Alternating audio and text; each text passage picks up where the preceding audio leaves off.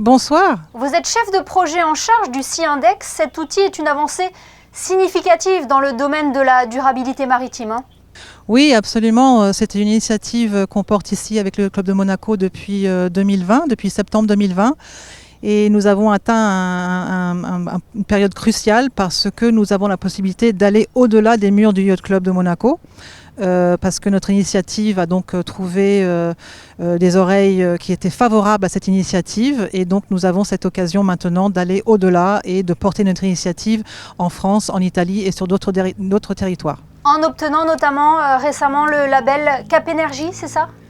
Tout à fait. Donc le label Cap Énergie nous a été octroyé pendant le Grand Prix de Monaco. Justement, j'avais un oral à passer avec eux, et c'est un pôle d'innovation qui soutient en fait de nouvelles initiatives qui ont une relation avec l'énergie.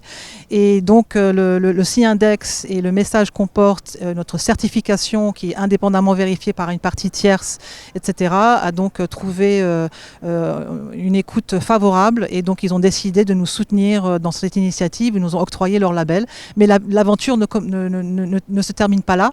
Il va y avoir un accompagnement justement où on va pouvoir échanger des idées avec Cap Énergie et leurs membres, etc. Et voilà. Oui, on l'entend, c'est un label qui ouvre des portes. Absolument, notamment donc au niveau des interlocuteurs, donc que ce soit en France ou au niveau européen.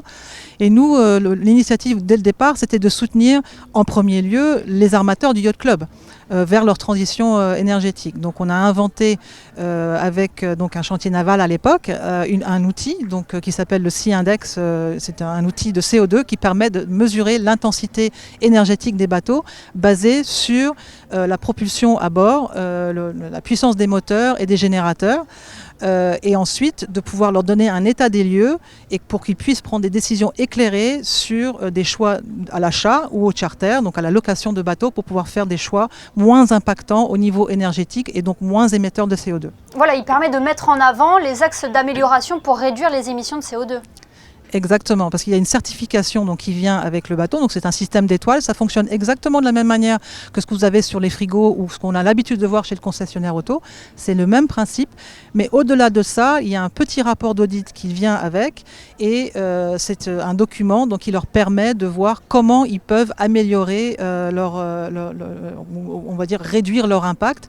Donc ça peut aller du bridage des moteurs. Donc on réduit la puissance des moteurs. Et c'est un document qui est très important parce que ça permet d'avoir une base pour, si le bateau va dans un chantier de refit par exemple, il peut emmener ce document et leur dire voilà, moi je suis là, donc c'est une image à l'instant T, et de partir sur ce document pour pouvoir faire des améliorations qui sont nécessaires. On a l'impression que l'industrie du yachting est une industrie qui se préoccupe de plus en plus de la protection de l'environnement. C'est un avis que vous partagez ? Alors c'est un avis que je partage jusqu'à une certaine mesure. Il y a des chantiers qui sont très investis.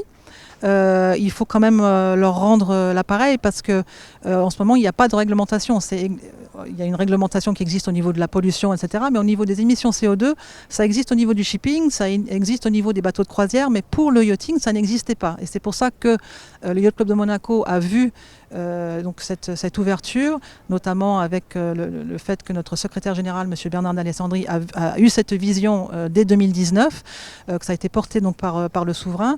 Et en fait, on a voulu apporter des solutions qui n'existaient pas dans le monde du yachting. Il y a certains chantiers qui sont très en avance, on va dire. Il y a certains modèles qui sont sortis, de nouveaux bateaux qui sont très grands, au-delà de 80 mètres, on va dire plus de 100 mètres, qui ont déjà une propulsion à hydrogène.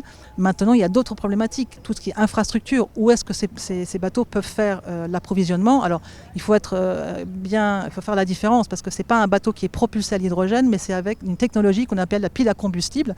Et donc, toutes ces technologies sont là, elles existent, mais après, il y a toute la problématique des infrastructures. Et en l'absence de réglementation, les chantiers, il faut vraiment leur tirer, leur dire bravo, parce qu'ils pensent à des solutions tout en ne sachant pas où les dés vont tomber. Donc voilà.